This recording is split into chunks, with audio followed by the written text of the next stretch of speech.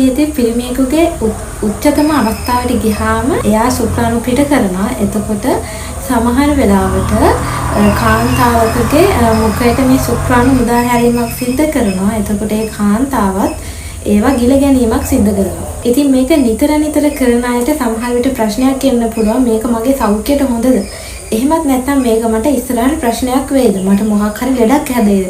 මේ වගේ ප්‍රශ්න මේවා කරන අයට තියෙනවා. ඇත්තටම මේ ශුක්‍රාණු කියලා කියන්නේ ඔබගේ පහලේ තියෙන පුරස්ත ග්‍රන්ථි ඒ වගේම ශුක්‍රාණු නිපදවන ග්‍රන්ථි කිහිපයක් තුලින් ශ්‍රාවය කරන එක්තරා ශ්‍රාවයක්. ඉතින් මේ ශුක්‍රාණු එහෙමත් නැත්නම් ශුක්‍රතා වතුර විශාල ප්‍රමාණයක් තියෙන ඒ වගේම ඛනිජ ලවණ තියෙනවා ඒ වගේම විටමින් ඒ වගේම ෆ්‍රොක්ටෝස් කියලා සීනි වර්ගයක් තියෙනවා. ඉතින් මේවා තමයි මේ ශුක්‍රාණු තරලයේ අඩංගු කොටස්. ඉතින් මේවා පානය කළා කියලා විශේෂයෙන්ම Tamanට අසනීපයක් සිද්ධ වෙන්නේ නැහැ. නිරෝගී පුද්ගලයෙක් නම්. වගේම තමයි මේවා පානය කළා කියලත් විශේෂයෙන්ම ගොඩක් ලොකු හෙල්ත් බෙනිෆිට් හම්බෙන්නේ නැහැ. මොකද මේක මේ ප්‍රෝටීන් සහිත මේ ආහාරයක්වත් එහෙමත් නැත්නම් සමබල ආහාරයක්වත් නෙවෙයිනේ. ඉතින් මේක හරියට නිකන් අපි අපේ කටේ තියෙන කෙල ගිල ගන්නවා වගේ. ඉතින් කටේ තිබුණ ශුක්‍රාණු ටිකක් අපි ගිල ගත්තොත් ඒක එහෙම බඩට ගිහිලා ඒක ජීර්ණය වෙලා යනවා. ඉතින් මේකෙන් ගොඩාක් ලොකුට ශක්තියක් ලැබෙන්නේ නැහැ. මේකෙන් ඔබට ප්‍රෝටීන් ලැබෙන්නේ නැහැ.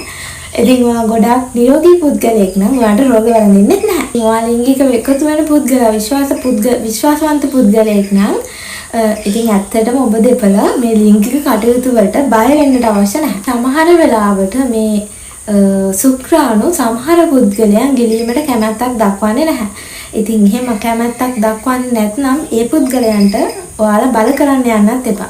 මේ ශුක්‍රාණු ගිල ගැනීමට සමහරක් අය බය වෙන්න පුළුවන්. එහෙමත් නැත්නම් මේගොල්ලන් මේක අපවිත්‍ර දෙයක් කියලා හිතන්න පුළුවන්. ඉතින් එහෙම යා කැමති නම් ඔයාලා බලහත්කාරයෙන් මේ දේ කරන්න කියන්න එපා. ඒගොල්ලෝ මේකට කැමති නැත්නම් එයාගේ ඒ අදහසට ගරු කිරීම ඉතාමත් වැදගත් දෙයක්. මම හිතනවා අද ඔයාගේ ප්‍රශ්නෙට උත්තරය ලැබෙන්න ඇති කියලා. ඉතින් අද වීඩියෝ එකකින් ඔය දේවල් තමයි මම කතා කරේ. ඉතින් ඔයාලට මේ වීඩියෝ එක වැදගත් වුණා කියලා හිතනවා නම් අනිවාර්යයෙන්ම වීඩියෝ එකට ලයික් කරන්න.